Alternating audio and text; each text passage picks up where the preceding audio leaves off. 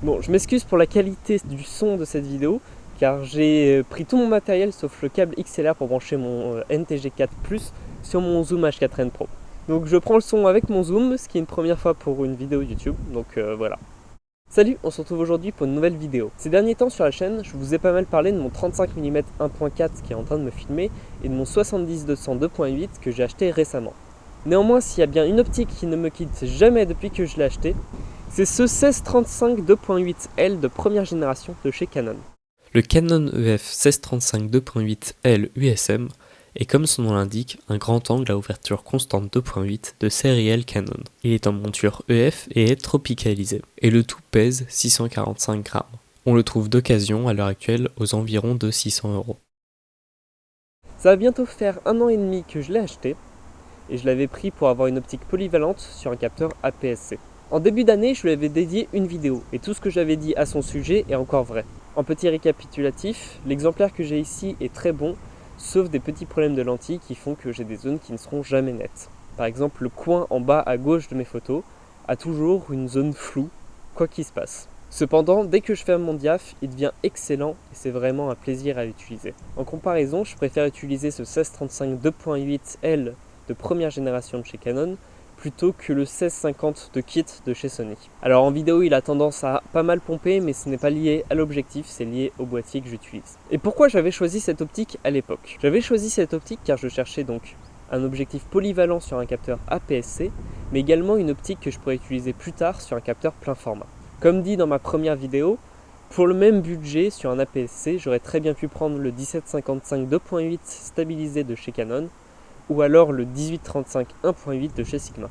Mais mon choix s'est porté sur cette optique et sincèrement je ne regrette pas du tout cet achat.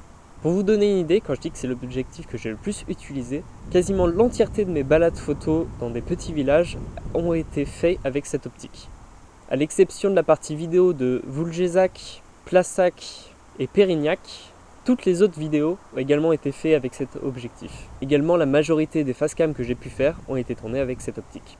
Petit point par rapport à mon utilisation vidéo de cet objectif. Je l'utilise donc sur mon A6300 par le biais d'une bague d'adaptation Viltrox qui me permet d'avoir un autofocus continu en vidéo, chose que la Sigma MC11 ne me permet pas à l'heure actuelle. Pour mes tournages d'introduction de balade photo, je le monte sur mon DJI Ronin SC. L'ensemble est limite niveau poids et niveau taille, mais on arrive quand même à l'équilibrer et à faire de belles images avec. Pour autant, est-ce que je vais recommander cette optique? Encore une fois, je vais me répéter par rapport à la première vidéo que j'avais fait à son sujet.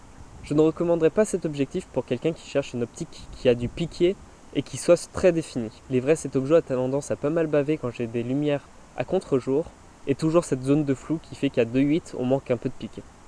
Personnellement, je trouve qu'en vidéo c'est un régal à utiliser car c'est une optique qui a du caractère. À chaque fois que je le monte sur mon A6300, sur le stabilisateur ou sur une crosse épaule, j'ai une image qui a un look que j'adore et un rendu juste unique que je n'ai avec aucun des autres objectifs que je possède. Et croyez-moi, j'en possède une sacrée ribambelle. Mais ça sera le sujet d'une prochaine vidéo. Pour conclure cette vidéo, je vais vous raconter une petite histoire. Au début du mois, j'ai fait un voyage à Nantes pour aller voir de la famille. C'était la première fois que je m'y rendais, j'en ai donc profité pour faire un tour de la ville. Sur cette journée que j'ai passée en ville, je n'ai quasiment jamais changé d'objectif. J'ai utilisé principalement mon 1635, avec lequel j'ai réalisé l'entièreté des photos que vous voyez défiler à l'heure actuelle. Et j'en ai également profité pour changer mon fond d'écran d'ordinateur en mettant cette photo. Je vais être sincère, j'adore cette photo, j'adore son cadrage, et malgré la zone légèrement floue en bas à gauche, ça me dérange absolument pas. Surtout en version 21/9, je la trouve magnifique.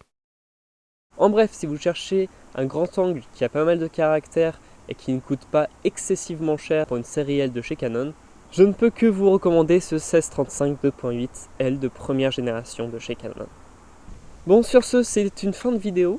Je vous remercie de l'avoir regardé jusqu'au bout. J'espère que le cadre où je me trouve vous plaît. J'espère que cette vidéo vous aura plu.